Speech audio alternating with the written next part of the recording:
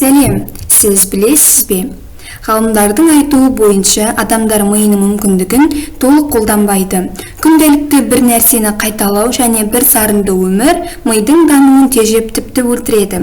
Ендеше ми жұмысын қалай арттыруға болады? Сіздермен 99 каналы. Бүгінгі видео ми жұмысын және есте сақтауды арттыруға арналады. Бас қатырғыш шешу. Ми өте иілгіш мүше.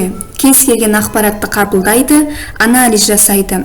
Осы серпімділігінен айырмас үшін миға күнделікті қиын және бас қатырғыш сұрақтар қою және оны шешу маңызды. Тәттіні азайту. Миға қант емес, глюкоза қажет. Ал қант бұл глюкозаның табиғи көздерін алмастырғыш. Сондықтан тәттілерді азайту миға оң әсерін береді. Сол қолмен жұмыс жасау. Көптеген адамдар үшін мидың сол жағы бүкіл оң жағына жауап беретін жетекші болып саналады.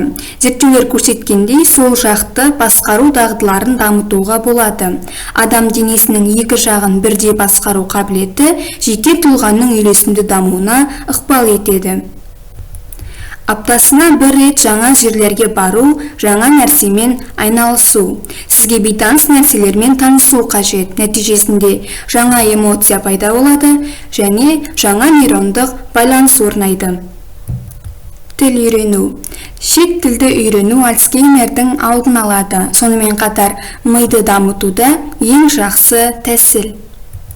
Саналы түрде миды өшіру. Ештеңе ойламау және бір нүктеге қарау. Ми көптеген ақпараттарды сұрыптайды. Кейде өте көп оқыған соң миымыздың қабылдауы нашарлайды және басымызды ауыртады. Ал миды саналы түрде өшіру ми жұмысын жақсартады және жұмысын жылдамдатады. Айтып беру, бөлісу, еске түсіру. Естіген, оқыған немесе көрген нәрсеңізді өзгелермен бөлісу тіл байлығыңызды дамытады, білген мәліметіңізді бекітеді. Ал бұдан жарты жыл бұрын болған оқиғаны есіңізге түсіру ми жұмысын арттырады. Мидың терең қыртыстарында жатқан оқиғаны еске түсіру миды нағыз шынықтыру. Ал сіз миыңызды қалай шынықтырасыз? Видео ұнаған болса лайк басып, каналыма жазылуды ұмытпаңыздар. 99 мен бірге дамы.